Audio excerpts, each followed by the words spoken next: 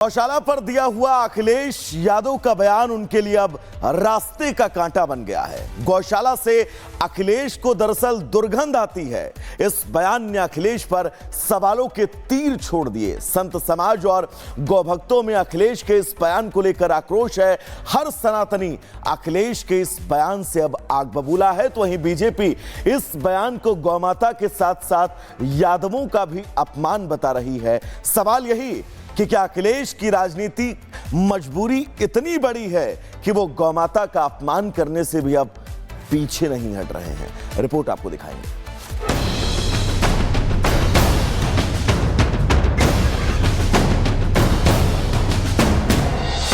होली नमाज के बाद अब गौशाला पर सियासत का चैप्टर ओपन हो गया है। समाजवादी पार्टी के मुखिया अखिलेश यादव को गौशाला से दुर्गंध आती है। हंसते हंसते अखिलेश यादव ने ये बयान दिया तो राजनीति में भूचाल आ गया। आप बताइए, दुर्गंध पसंद करते हैं इसीलिए गौशाला बना रहे हैं। हम सुगंध पसंद कर रहे थे इसलिए इत्र पार्क बना रहे थे। बताइए, ये सांड पकड़ रही है सरकार के नहीं पकड़ रही है? आप खुद जानते होंगे। नहीं पकड़ रही है, उसका भी पैसा खा जा रहे हैं।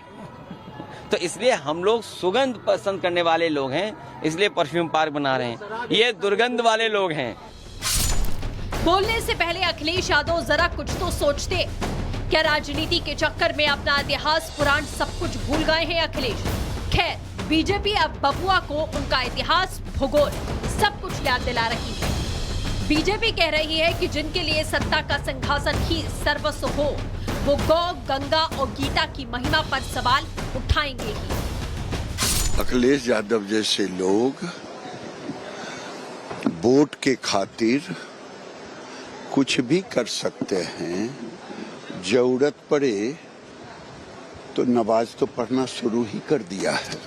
जिस गाय को हिंदू पूजता है उनको दुर्गंध आता है, इससे बड़ा दुर्भाग्य और क्या होगा। एक तरफ अखिलेश यादव जी को गौ माता में दुर्गंध नजर आता है और वहीं राहुल गांधी जी के साथी कांग्रेस पार्टी के विधायक को साधु संतों में सांड नजर आता है, जो सांड जाके छुट्टल रूप से घूम करके दूसरे धर्मों पर आघात कर रहे हैं। ये स्पष्ट रूप से दिखाता है कि इन लोगों को सनातन से लगाव नहीं है, सनातन विरोधी है।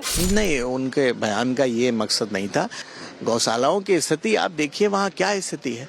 वहाँ जेसीबी मशीन हर गौशाला में खड़ी है, उनको भूसा चारा नहीं मिल पा रहा है, और जो गौ माता का देहांत होता है जेसीबी से गड्ढा खोद करके वहीं पर गाड़ दिया जाता है। ऐसे गोपालक समाज में जन्मने के बावजूद जिस तरह से गौशाला से दुर्गंध की बात अखिलेश यादव ने की, उन्होंने कुलद्रोह किया है, कुल को कलंकित करने का कुकर्म किया है। उनको उनका कुल क्षमा नहीं करेगा। यूपी में यादव समीकरण बेहद महत्वपूर्ण है। शायद ही कोई यादव होगा जिसकी जिंदगी गाय, गोबर और गौशाला के बीच न गुजरी हो।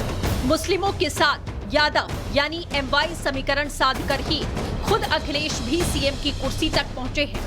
ऐसे में गौशाला की दुर्गंध की बात कहना क्या सनातन और गौमाता का अपमान नहीं है? यूपी में 22 जिलों में यादव आबादी 20% से ज्यादा है। इटावा, एटा, फर्रुखाबाद, मैनपुरी, फिरोजाबाद, कन्नौज, बदायूं, आजमगढ़, फैजाबाद यादव बहुल्य माने जाते हैं। इन जिलों में 50 से ज्यादा विधानसभा सीटें हैं। पूर्वी यूपी और ब्रिज के इलाके में यादव वोटर सियासत की दशा और दिशा तय करते हैं। अखिलेश मिल्कीपुर उपचुनाव हार चुके हैं। 2011 जनगणना के मुताबिक यूपी में करीब 20% मुस्लिम, यूपी की 65 सीटों पर करीब 30% मुस्लिम वोटर्स हैं। कन्नौज संसदीय सीट पर करीब 20 लाख वोटर हैं, उनमें सबसे ज्यादा 20% मुस्लिम वोटर हैं। तो क्या अखिलेश के इस बयान के बाद Yadav vote bank Samajwadi party से छिटक जाएगा? क्या अखिलेश Y फैक्टर छोड़ M फैक्टर पर फोकस कर रहे हैं? और क्या अखिलेश के इस बयान का खामियाजा पार्टी को 2027 में भुगतना होगा? क्योंकि यादव समुदाय के साथ साधु संतों ने भी मोर्चा खोल दिया है। बताइए, अखिलेश यादव जी कहते हैं कि हम यादववंशी हैं। अखिलेश यादव जी किस तरह यादववंशी हैं? जिस यादववंशी को गाय के गोबर, दूध और गौशाला से दुर्गंध आती हो, उसे अपना DNA टेस्ट कराना चाहिए। तो आज इनका विनाश आ गया धरती में, और इनकी पार्टी भी आने वाले समय में कांग्रेस की तरह लुप्त होने वाली है। ये ऐसी पार्टियां नष्ट हो जाएंगी भारत में।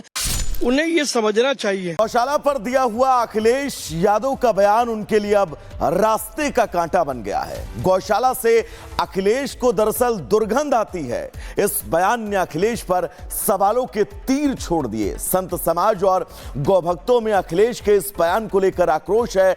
हर सनातनी अखिलेश के इस बयान से अब आग बबूला है, तो वहीं बीजेपी इस बयान को गौमाता के साथ साथ यादवों का भी अपमान बता रही है। सवाल यही कि क्या अखिलेश की राजनीति मजबूरी इतनी बड़ी है कि वो गौमाता का अपमान करने से भी अब पीछे नहीं हट रहे हैं। रिपोर्ट आपको दिखाएंगे।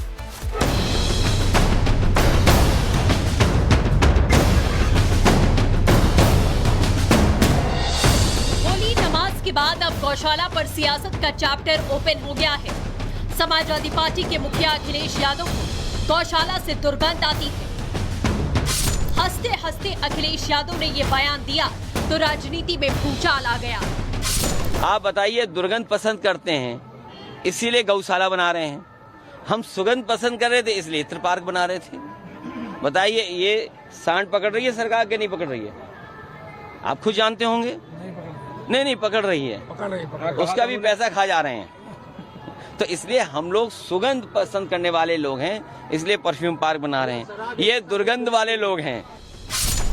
बोलने से पहले अखिलेश यादव जरा कुछ तो सोचते। क्या राजनीति के चक्कर में अपना इतिहास पुराण सब कुछ भूल गए हैं अखिलेश?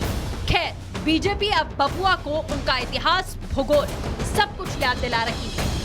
बीजेपी कह रही है कि जिनके लिए सत्ता का सिंहासन ही सर्वस्व हो, वो गौ, गंगा और गीता की महिमा पर सवाल उठाएंगे ही। अखिलेश यादव जैसे लोग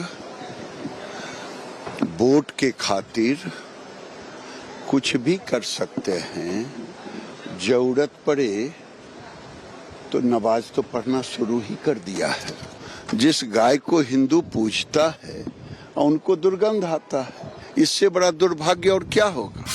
एक तरफ अखिलेश यादव जी को गौ माता में दुर्गंध नजर आता है और वहीं राहुल गांधी जी के साथी कांग्रेस पार्टी के विधायक को साधु संतों में सांड नजर आता है, जो सांड जाके छुट्टल रूप से घूम करके दूसरे धर्मों पर आघात कर रहे हैं।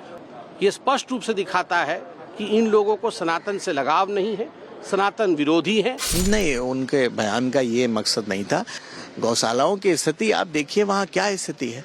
वहाँ जेसीबी मशीन हर गौशाला में खड़ी है, उनको भूसा चारा नहीं मिल पा रहा है, और जो गौ माता का देहांत होता है जेसीबी से गड्ढा खोद करके वहीं पर गाड़ दिया जाता है।